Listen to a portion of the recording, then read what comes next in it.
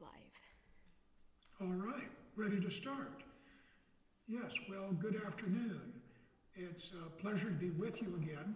And in our first hour, we're going to talk about fiber, nature's medicine, but we need to start with a word of prayer. So please bow your heads while I pray. Heavenly Father, we are thankful for the remains after food is digested with strong alkali are made up of long chains of glucose as well. Glycogen is a form of starch that we make and store in our liver. We don't store very much of it. Amylopectin is another branched chain, and every one of those subunits is glucose. And then amylose, which is an extremely long chain without branching. And these linkages of glucose are linked in such a way that we can break them down with human enzymes. And so carbohydrates in most vegetables and grains and are in the form of starches. And so complex carbohydrates are starch. We have cornstarch, potato starch, rice starch, and of course wheat starch is flour, and beet starch is quite easy to change into sugar.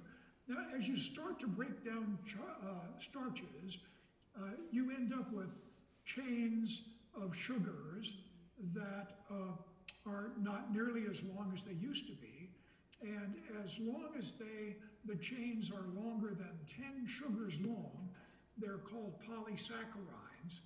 And they are not sweet. If you taste a polysaccharide, not sweet. And if you continue to break down polysaccharides and you have little branches that are now 3 to 9 sugars long, those are called oligosaccharides. And if you tasted those, they're not sweet either. And if you break them down to double sugars, then those are called disaccharides. And double sugars are sweet. And table sugar is an example of a disaccharide. But we cannot absorb starches, polysaccharides, oligosaccharides, or disaccharides.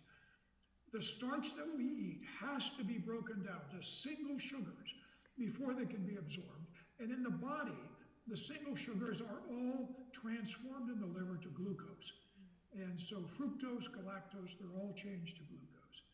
And so now we're going to take a look at fiber, and we're going to look at fiber off and on throughout this lecture. And this is one of the oldest articles on fiber, published back in 1958 by Mervyn Harding, whom I knew very well and respected very highly. He was the first dean of the School of Public Health at Loma Linda, a very godly man, and probably the most educated man I know. He had 3 doctorate degrees, and I believe 3 master's degrees, as well as being a registered dietitian. And he did this study back in 1958, and he was looking at how much fiber people get by various kinds of diets. And the non-vegetarians who don't eat much in the way of fruits and vegetables, they only ate about 10 grams a day, whereas your vegans ate more than twice as many, 23 grams a day. And if you then, understanding that fiber is indigestible, measure the stool weight in young men, you can see that the stool weight of vegans is 321 grams on average, and the non-vegetarians 138. And there is rich stories about this. This was explored in detail by a doctor who spent his time in Africa and noticed how large the stools of Africans were and how puny the ones of British citizens were. And so he made a life study of fiber and regaled his after-dinner speeches with pictures and I had the privilege of attending one of his lectures and found it very entertaining. Now, it turns out that the more fiber you have in your diet a day, the less colon polyps you have. And colon polyps are always precursors of cancer of the colon. And you can see that as dietary fiber increases up to 16.9 grams a day, the risk of colon polyps decreases by about 30%. And this is a study of a Seventh-day Adventist who have varying amounts of fiber in their diet. And this, you'll see another graph similar to this near the end, but this is U.S. food consumption as a percentage of calories. And you can see that 30% of our calories come from meat, dairy, eggs, fish, and seafood. Those foods have no fiber. And then 59% of our calories come from processed foods, which have most of the fiber removed, and fats have been added. So actually, we only get 11% of our calories from unrefined fruits and vegetables. And so this is why the U.S. diet is really a very low-calorie diet. And this graph doesn't make a lot, this table doesn't make a lot of sense for me, but this is recommended daily amounts of fiber. And you can see that it peaks out for women at ages 19 through 30, and they recommend 28 grams a day, and for men at that same age group, 33. Well, 33 is a fairly decent amount of fiber, and Americans get about half that. There are people that recommend everybody should have 35 grams a day. There are some that say maybe you should have 40 grams a day. And if you had 40 grams of fiber a day, you would not be obese. So we're going to look at the fiber content of various food items. We're going to start with fruit. And the fruit with the most fiber is raspberries with 8 grams of fiber. That's because there's a little bit of fiber in every one of the little seeds there. Pear only has fiber because it's being measured with the skin on. Apples only have that much fiber because they're being measured with skin on. And the rest of your fruit really doesn't have a whole lot of fiber in it. And so let's look at the fiber content of vegetables. And an artichoke has a lot. And you never eat the artichoke leaves. You just kind of chew the stuff off of them that comes off easy. So I'm not sure that should be at the top of the list. Green peas, however, are fairly good in fiber.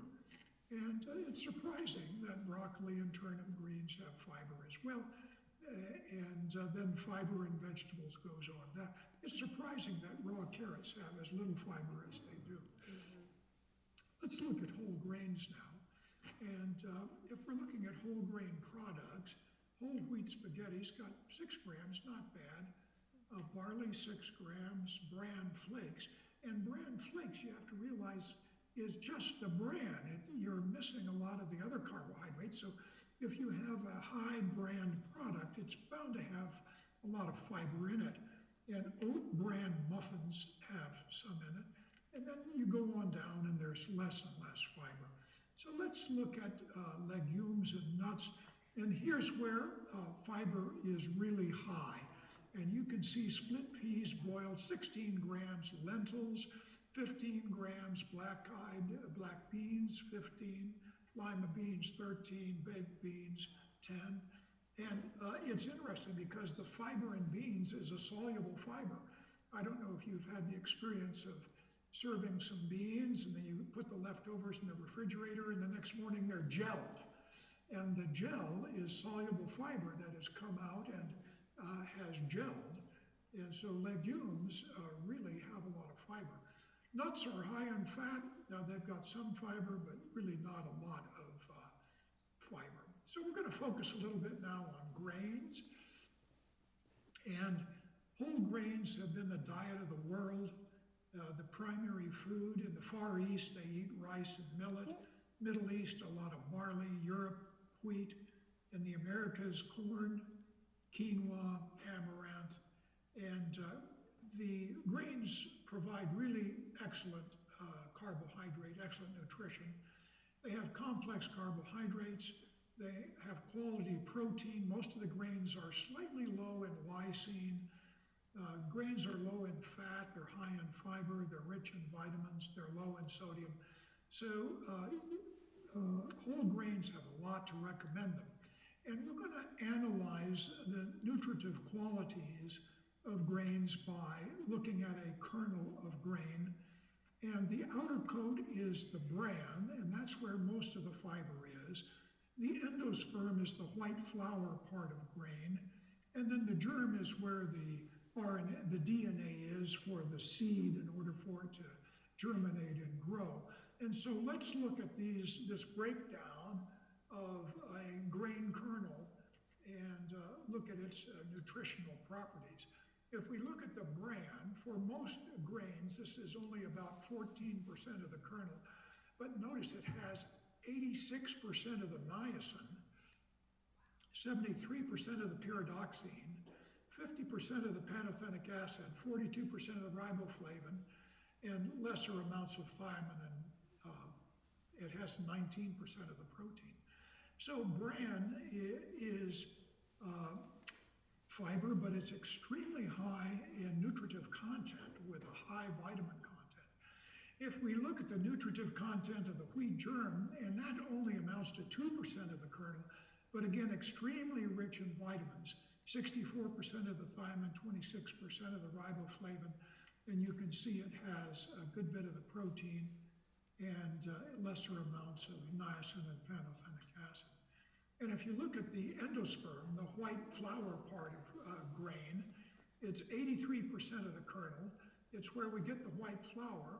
It does contain 70% of the protein, but it's deficient really in pantothenic acid, riboflavin, niacin, pyridoxine, and thiamine. And here we're looking in the dark red maroon bars at bran and germ combined, and the endosperm in the yellow. And you can see if you're looking at other nutrients, ferulic acid, the bran and the germ has all of that. The phenolics, the bran and the germ have most of that. Flavonoids, the bran and the germ have most of that. Zeaxanthin, the bran and the germ have most of that.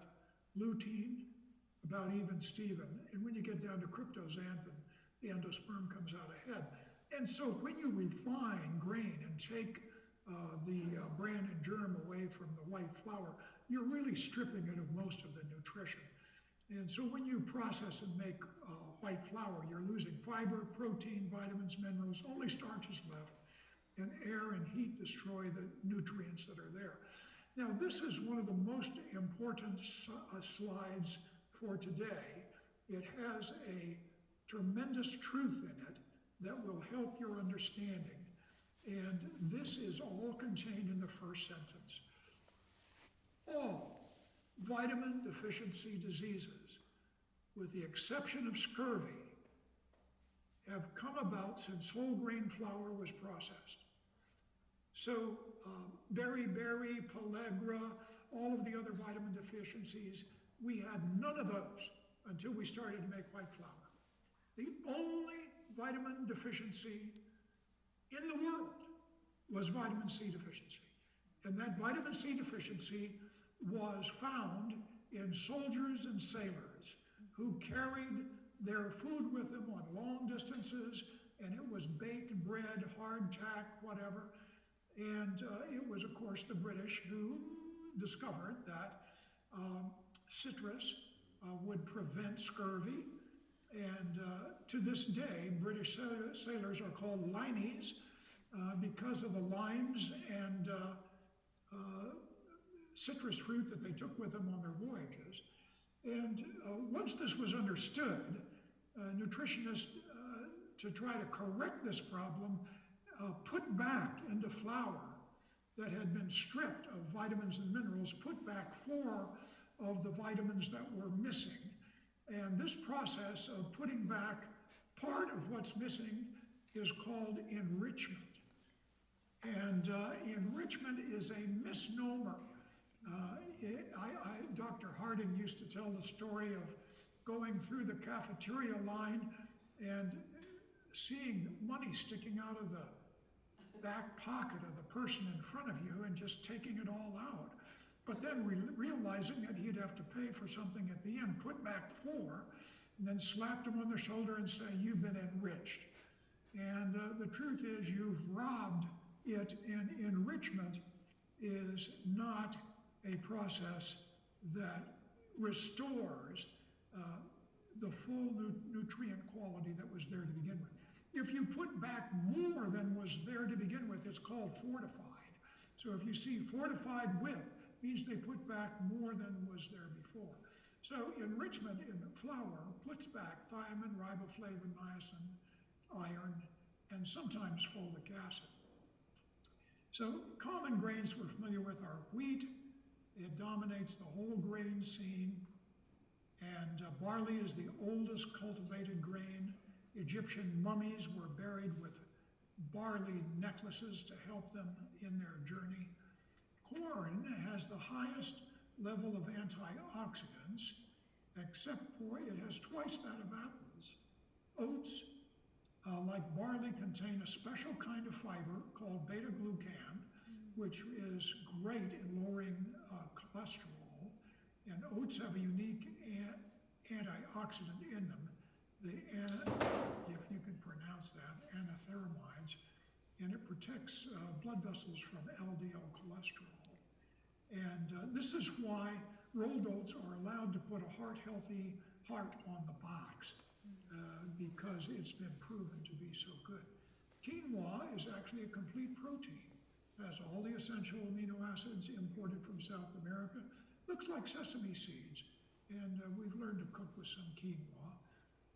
Rice is usually brown rice, again black, purple, and red, and white rice lacks many of the nutrients found in the brown rice. Rye is interesting because the fiber is all through the grain, and so it's a good source of fiber for people trying to lose weight. And it's for this reason that rye bread is always dark, because the bran is scattered throughout the grain, and so you always get a dark loaf of rye bread. Now, some of the basic effects of fiber on the colon, since it's indigestible, it stays in the colon, and fiber likes to hold on to water. And so once a person has a high water content, the stool is softer and larger. And if it's softer and larger, then you have a faster transit time. If you have a faster transit time, then the bacterial flora is altered in a favorable way. And it also affects digestion and absorption of many, many compounds. So what are the diseases associated with a low-fiber diet? Well, we start with constipation. And if you're constipated and straining, you end up with hemorrhoids. If you're straining, you end up with diverticulitis and appendicitis. And high-fiber diets are unique in being able to prevent gallstones. And a high-fiber diet is related to increased levels of colon and breast cancer. I'm not going to go into the mechanism in this lecture, but it's true. And it turns out that bile attaches itself to fiber.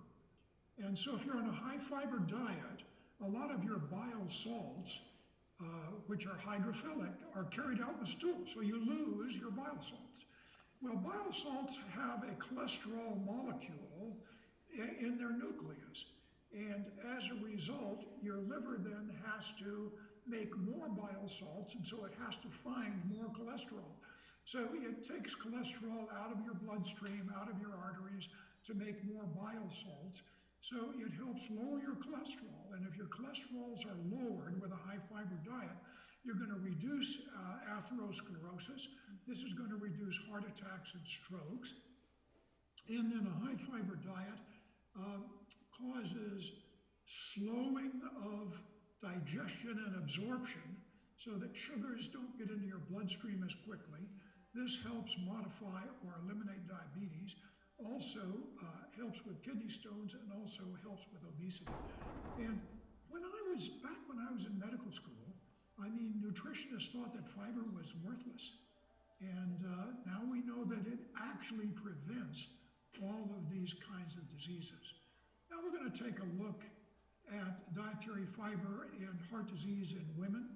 And this is not in Seventh-day Adventist people. This is from the U.S. Women's Nurses Health Study had 68,000 nurses in it, 37 to 64, with no history of heart disease. They were followed for 10 years, and they tracked their total fiber and their cereal fiber. And here on the top row, you have they divided them into 5 groups. You might as well learn this term, quintile. A quintile means a fifth. And so very often you can divide a population into a tertile, which is 3 groups, a quadrile, which is 4 groups, or a quintile, which is 5 groups. So on the top line, you see that the total fiber in grams per day in the lowest quintile was only 11 grams of fiber a day. And it increased in each group all the way up to 22 grams of fiber a day, which is not a lot of fiber. And in person years, there are over 100,000 person years in each group. And the fiber that they got was part from cereal, part from vegetable, part from fruit. And you can see where each of those got their fiber. And this is coronary heart disease by fiber intake. Those with the highest fiber intake had half the coronary heart disease of those with the lowest fiber intake. And if you looked at fatal heart disease, those who died, deaths were reduced by 60% in those with a higher fiber diet. So the author of the study said, in conclusion, our results provide evidence that an increase in foods high in dietary fiber, especially cereal products, may be protective against coronary heart disease in women. This provides further reason to replace refined forms of starch with whole grain products. And we'd all say amen to that. And here's another study, and this is dietary fiber and whole grain consumption relationship to colorectal cancer in the NIH AARP Diet and Health Study. And this is one of my favorite studies, as you may know, because it's so humongous. It contained 291,988 men, 197,623 women, ages 50 to 70, and they followed them for 5 years. Actually, they're still following them, but this study was published after 5 years.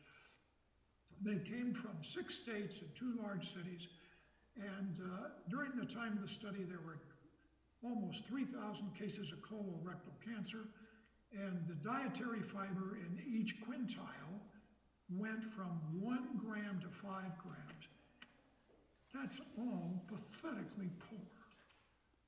But even with a pathetically poor amount of fiber, those in the highest intake had like a 30% reduction in colorectal cancer.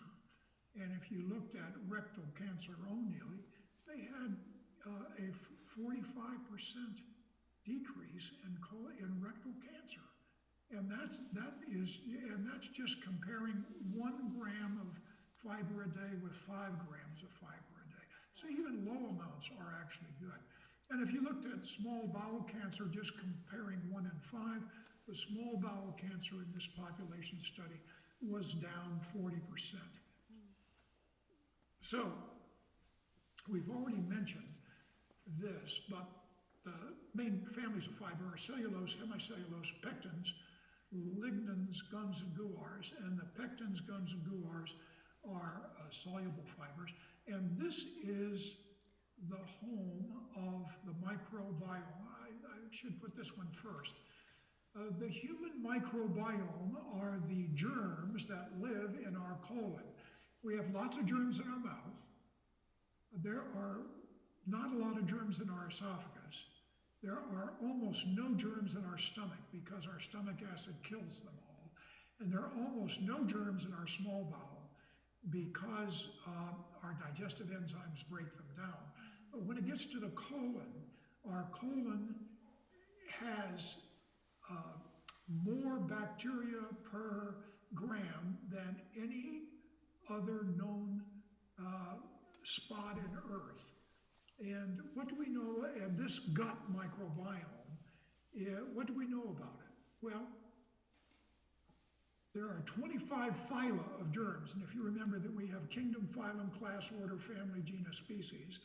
There are more than 2,000 different genera of germs in the colon. There are more than 5,000 species of germs in the colon. And it's about 80% of it have been mapped. And in mapping in the overall crude sense, they've so far identified 316 million genes in the microbiome of the colon. And so this is just really, really awesome. And you need to kind of remember this for what we're going to talk about next. Now, the colon, some of the good things that this microbiome does for us is, number one, upper right-hand side, it protects us against pathogens. Because when you drop a bad germ into the midst of this army, it doesn't have much of a chance of surviving. This microbiome also synthesizes some vitamins, B12 and vitamin K in particular. It stimulates, believe me, it stimulates our immune system. It promotes angiogenesis in the intestinal wall. It promotes fat storage, and it produces short-chain fatty acids by the fermentation of dietary fiber, and they can be used in the production of energy, ATP. And actually, a lot of the chemicals made by our gut microbiome get absorbed and travel to our brain and help modulate our central nervous system in about 50 different ways. So it's very interesting. And the gut microbiome is significantly affected by diet. Diet changes your microbiome. And if you compare the Western diet and the inverted pyramid there with meats and custards and low-fiber foods, you get a chronic disease pyramid, and you get microbiota dysbiosis. Dis is like disease. Dis is bad. Dysbiosis means you get unfavorable bacteria in your colon. But if you eat this pyramid on the left, the stuff that your gut microbiota really like, which are fruits and vegetables and nuts and grains, that change in fiber improves your microbiome in the colon, and it gets very copacetic and starts generating these wonderful compounds that are of benefit to you. So the ideal diet for the microbiome is what's pictured here. And here we have grains and in various forms, and fruits and vegetables and nuts and seeds. And as you can picture here, you've got 100 different kinds of fiber. And every germ needs a little different kind of fiber. And so you've got to feed your germs in your colon many different kinds of fiber. So our recommendations about grains are eat whole grains every day, whole grain breads, whole grain dry cereals, whole grain cooked cereals, whole grain flour, and it'll work better for you. We've already touched on that. Now let's talk about some of the commercial attempts to affect our gut microbiome. And here we have probiotics, prebiotics, symbiotics. And you hear a lot about probiotics today. They've been around for about 10 years. And probiotics are actually germs. They're good bacteria and yeasts. And you can take them by mouth or enema. And when you take these germs in your mouth, some of them survive digestion. Some of them reach the colon, and it is anticipated that maybe they'll change the local bacteria, and they are supposed to exert positive health effects. Now, the truth is, none of this has been proven. The probiotics, as we shall see, and so the question is, if you're going to take a probiotic, how many germs should you have per capsule? And so here is one called Solimo, and this product has got 5 billion colony-forming units per capsule. And somebody else thought about that and said, well, we could put 20 billion in. And so Nature's Bounty Ultra Strength Probiotic has 20 billion live probiotic cultures in every capsule. Not to be outdone, Solimo has come back with an improved probiotic that contains 35 billion colony-forming units. And then you have the Garden of Life doctor formulated, and that's a high recommendation, isn't it? Once daily, women's, and this is going to help your immune system, your digestive system. And this has 50 billion guaranteed. And I wonder, how could you prove that it had 50 billion? You know, would you send it back if it had 49? And how would you culture that to say, you know, on one has acidophilus. It's got one germ. One germ can't fix what's lacking because you screwed up 5,000 different germs. It has money back guarantee though. So it would be better if you had more strains of germs. So here we're back to the Solimo, and this one has 8 probiotic strains. So that's certainly an improvement over just one. But oh, look at this, physician's choice. And I don't know which group of physicians, probably the group that made and sold this, but this one has 10 strains of bacteria. Oh, here's New Rhythm, clinically studied probiotics. This has 20 strains and 50 million. And so 20 strains has to be better. But how many did we say there was in the colon? Over 5,000 strains. So if there's over 5,000 strains, how are you going to fix anything by putting in 20 strains? It just doesn't make sense. Oh, look at this one. This is Raw Biotic. It's 100 billion, and they have 34 strains. That's just hard to believe. And here are all 34 strains.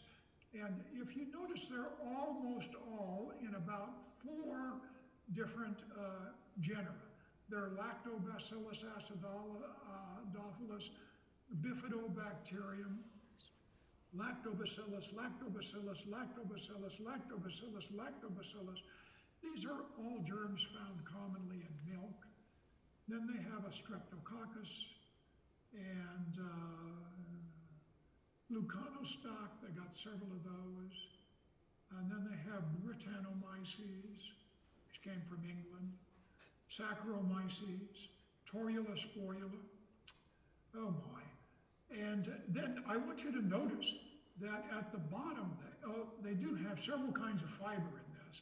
Artichoke, gum arabic, from stem and branches, fiber gum bio, chicory root, and then they have some digestive enzymes. Why would we need digestive enzymes? We don't need any extra. Though it has amylase lipase in it, that probably came from beef. But notice it has raw whole fruits and vegetable blend. This has strawberries, carrots, raspberries, green peas, chicory, red bell, cherry, red bell pepper, and plum. So you got 1, 2, 3, 4, 5, 6, 7 fruits and vegetables. But notice how much you have, 50 milligrams. A teaspoon is 5,000 milligrams. And so it would take 1,000 of these capsules to equal a teaspoon of strawberry, carrot, raspberry, green pea, cherry, bell pepper, plum. So, I mean, the amount of that they put in is 50 milligrams. It's so minuscule that they're trying to fool you into thinking you're getting some good nutrition there. So probiotics are supposed to help you with chronic diarrhea and all kinds of benefits there. Well, as we've said, these germs are killed by stomach acid. They're killed by your digestive enzymes, and they are giving back to you less than 1% of the kinds of things that's in the colon, and there's lack of evidence for any value there. And there was a study, notice this was published in December of last year, and this was a good observation, and this was a review article, and there's some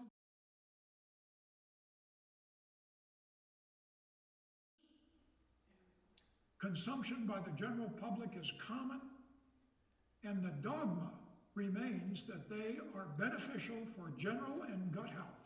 However, evolving evidence suggests a potentially harmful impact of many commercially available probiotics. There is also significant variability in formulations that leads to a lack of universally acceptable definition of probiotics.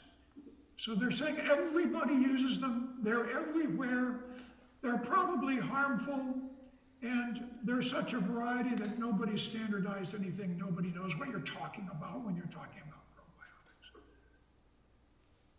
So germs need feed too. Feed your colon germs. Use fiber indigestible by humans, and they call this fiber prebiotics. And some of the common commercial prebiotics are inulin, fructooligosaccharides, galacto-oligosaccharides, guar gum, and pectin. We can get that from the food that we eat. And so here is a prebiotic that's supposed to help your colon. And this is fiber. They're giving you fiber pills. They're giving you something that you cannot digest, and they usually contain these products here.